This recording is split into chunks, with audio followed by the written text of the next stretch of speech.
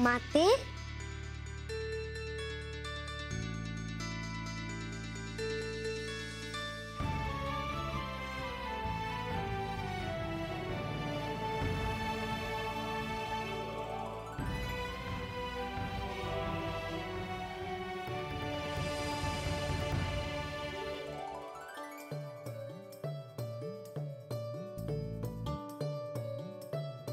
माते कुठे गेला होता तुम्ही? आम्ही चंदनपुरीला गेलो होतो. मला तुमच्या सोबत का नाही नेले? खूप दूरचा प्रवास होता ना तो. आता तुम्ही कुठे जाणार नाही आहात ना? मी जेजुरी सोडून आता कुठेही जाणार नाही.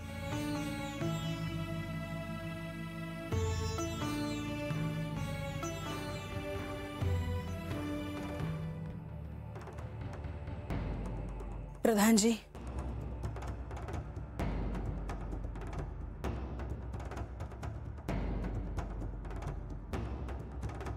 देवी, नारद मुनींना तात्काळ जेजुरी गडावर बोलवून घ्या. मला त्यांना अशी शिक्षा करायची आहे की भविष्यात ते असे कोणाशीही वागणार नाही.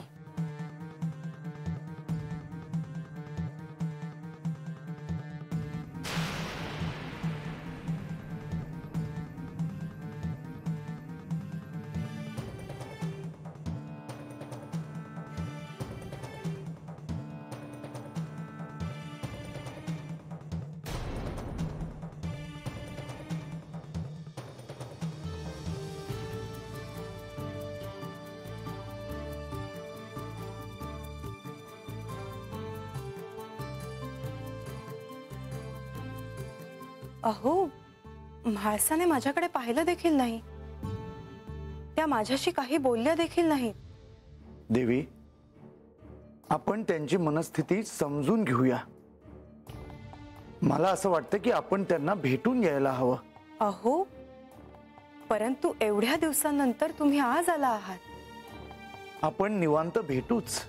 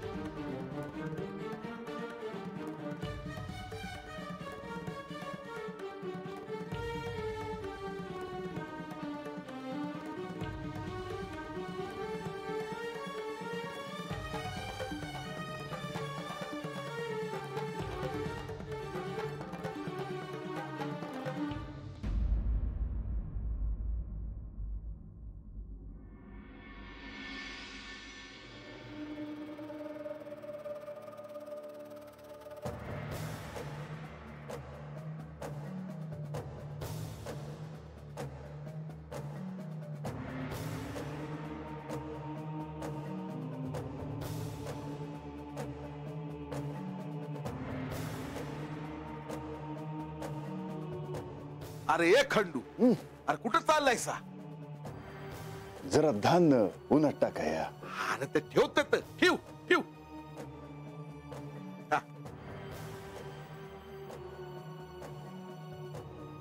ये हात ये. हे बघ खंडू, तू आता घरचा झालायसा. हा, मला तुझ्याशी एक बोलायचं होतं बघ. राजा, अरे एवढं कसलं काळजीत आहेस रे? अरे खंडोबाची बायको हात येऊन गेली बघ. तेव्हापासून माझी लेक झुरत बसली आहे. दोघींमध्ये काय झालं, काय बोलणं झालं, मला काय बी ठाव नाही. तर काय करावं? अरे माझं जीवन असं वर खाली होतोय बघ. राजा, अरे बा आहेस, तवा पोरी संग बोलायला नको बाई. हा, होय. ये.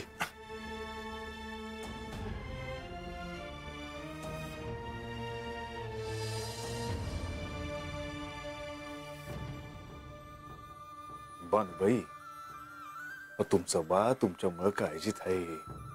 तो जे काय असेल ना ते सांगून टाका बघू. देवानं मला वचन दिलं का ते हात येऊन माझ्या संग लगीन करत्या. यात माझं काही चुकलं का? नाही नाही नाही, तुमचं काय बी चुकलं नाही. सोनं नाणं सत्ता कीर्ती पाहिजे म्हणून मी देवाची भक्ती करते असं वाटतं वय तुम्हासनी?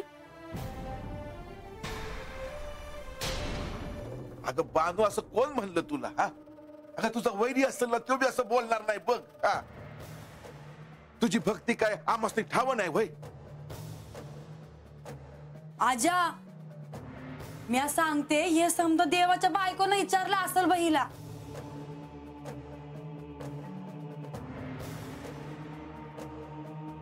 माणसा, तुझा राग मी समजू शकतो, पण तू हे असं विचारायला नको होतं. शांत व्हा माणसा.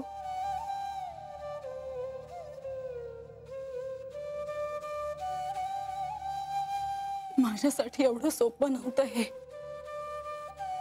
मन घट्ट करून जेजुरीच्या बाहेर मी अण्णा भेटायला गेले खरे,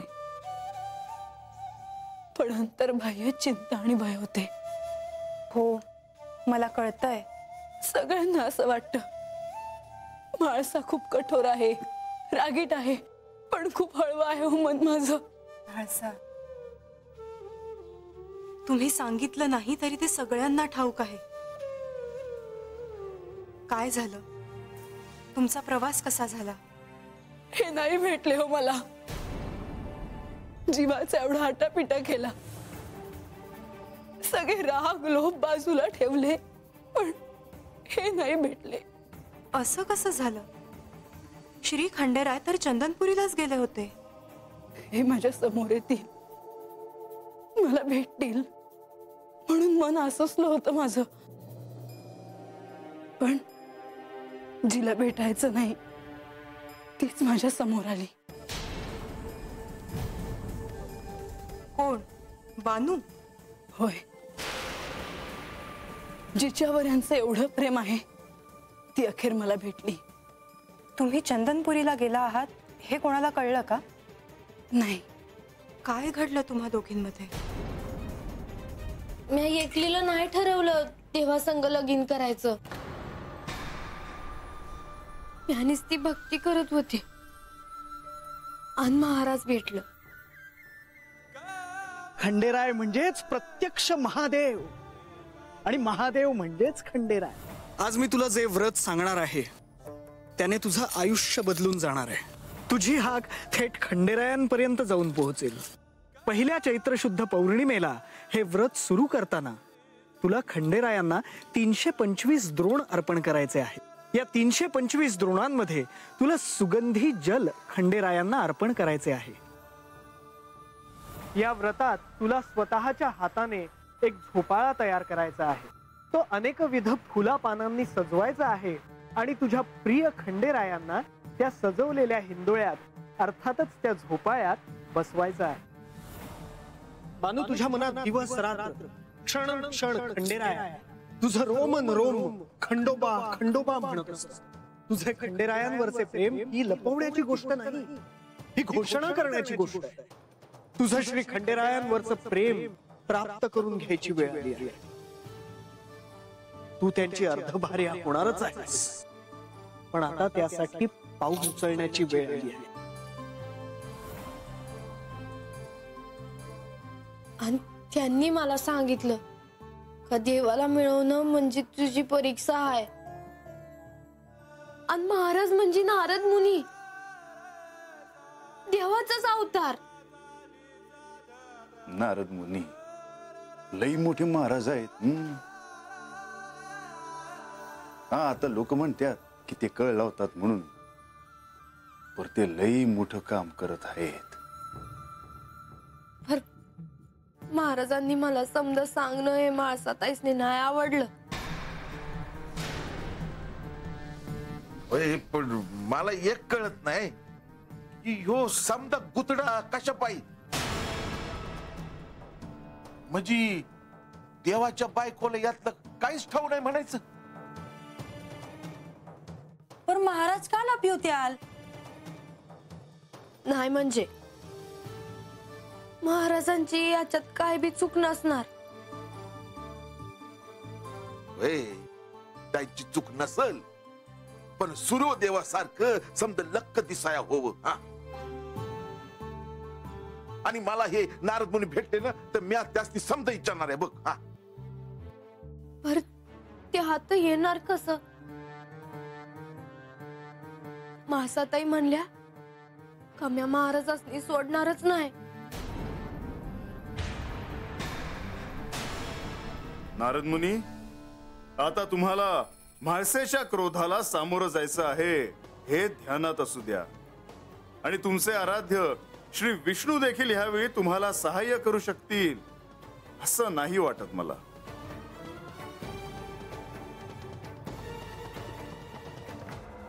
नारद मुनींना म्हाळसा देवींनी सांगितल्याप्रमाणे मी इथे बोलावलं तर नारद मुनींचे काय होईल सांगता येत नाही.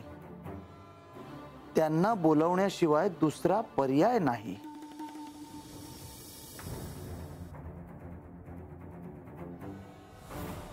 नारायण नारायण.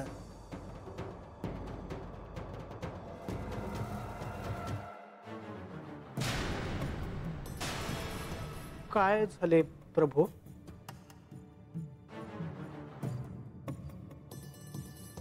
तुम्हाला कसे सांगावे ह्याचा विचार करतो आहे. संपले सगळे. प्रत्यक्ष आराध्यच चिंतेत असल्यावर काय करावे? काहीतरी अरिष्ट वाढून ठेवले असणार.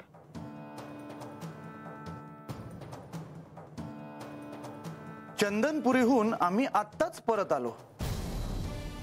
येता क्षणी म्हाळसा देवींनी तुम्हाला तात्काळ बोलावले आहे.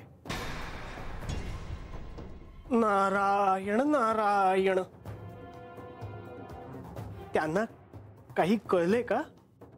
मुनिवर, म्हाळसा देवी आणि बाणाईची भेट झाली आहे, ठाऊक आहे ना तुम्हाला? त्यांना तुमचे सर्व प्रताप कळले आहेत. या, भेटून या.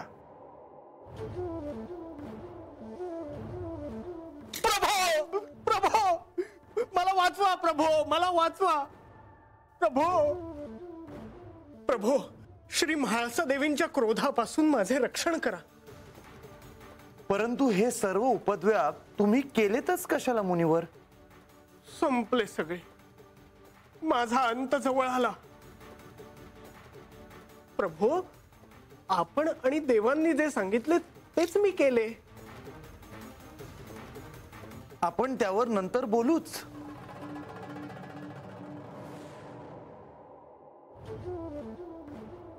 आधी भेटून या. मी एकटा? मी तुमच्या सोबत येऊ असं म्हणताय? आलात तर कृपा होईल. चला.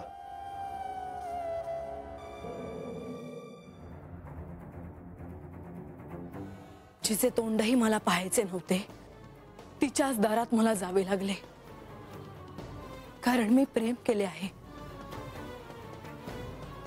श्री खंडेराय तिथे नाहीत हे आश्चर्य आहे. तुम्हाला तिथे त्यांच्या अस्तित्वाची एकही खूण सापडली नाही? ते तिथेच कुठेतरी आहेत हे मला जाणवत होतं, पण मला ते दिसायला तर हवेत ना. परंतु तुम्ही आल्या आल्या नारद मुनींना का बोलवलं आहे? त्यांना मी असे शासन करणार आहे की त्यांना त्यांच्या सगळ्या कृत्यांचा पश्चाताप होईल. पण असं काय केलं त्यांनी? त्यांनी काय केले नाही म्हणून विचारा. बानूचे खरे गुरु नारद मुनीच आहेत. त्यांनीच तिला श्री खंडेरायांविषयी सांगितले. त्यांनीच त्या दोघांची भेट घडवून आणली. भक्तीच्या पुढे जाऊन त्यांनीच तिला प्रेम करायला प्रोत्साहित केले आणि मला मात्र अंधारात ठेवले. पण हे तुम्हाला कोणी सांगितलं? प्रत्यक्ष त्यांच्या शिष्येनेच. आणि एवढेच नाही तर सारीपाठाचा डाव हे देखील एक षडयंत्र होते आणि त्याचे खरे सूत्रधार नारद मुनीच होते.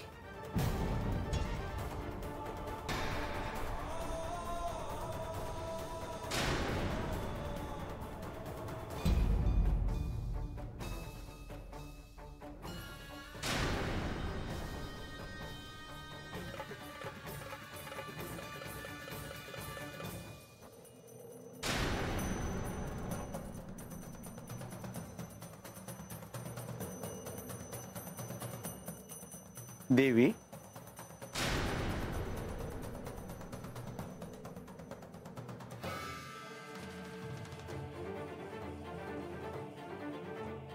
मुनिवर कुठे आहेत? देवी, मी माझ्या सोबत घेऊन आलोय त्यांना, परंतु ते आत यायला काही तयार नाहीत. सत्याचे भय वाटते आहे का त्यांना? मुनिवर,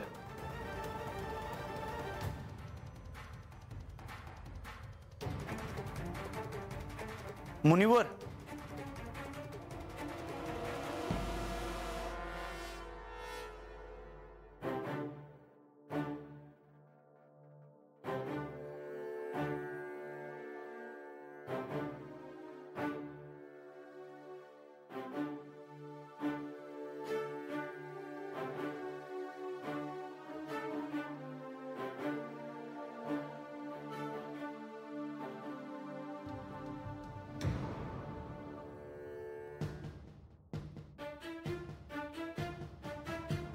देवी, आपण मला बोलवलं? माझ्या 2 प्रश्नांची तुम्ही खरी उत्तरं द्या. अवश्य, का नाही? या मुखातून कधी असत्य वचन बाहेर पडलेच नाही. उत्तम. पहिला प्रश्न, तुम्ही बानूचे गुरु आहात आणि बानू तुमची शिष्या, खरे का?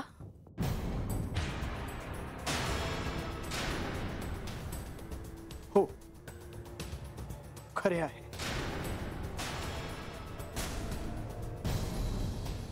दुसरा प्रश्न, सारीपाठाच्या डावाची मूळ कल्पना तुमचीच का?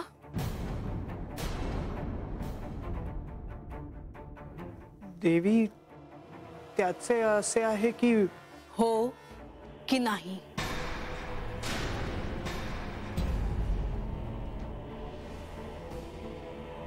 होय.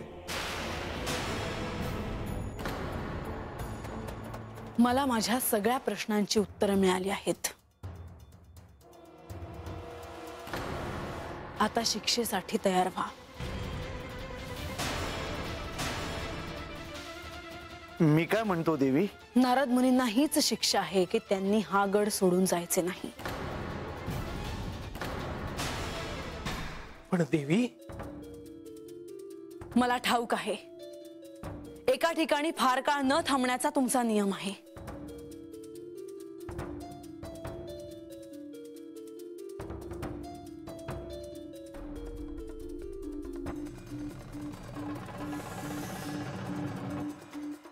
प्रणाम देवी.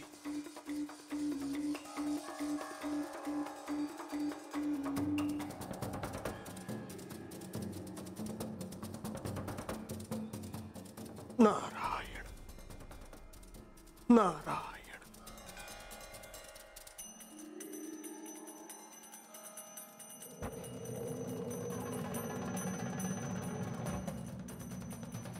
मला तुम्हा दोघांकडून सहाय्य हवे आहे.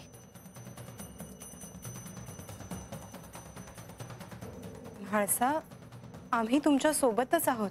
मी बानूला जेजुरी गडावर पाऊल ठेवू देणार नाही. तिचे आणि श्री खंडेरायांचे लग्न होऊ न देणे हे तुमचेही दायित्व आहे.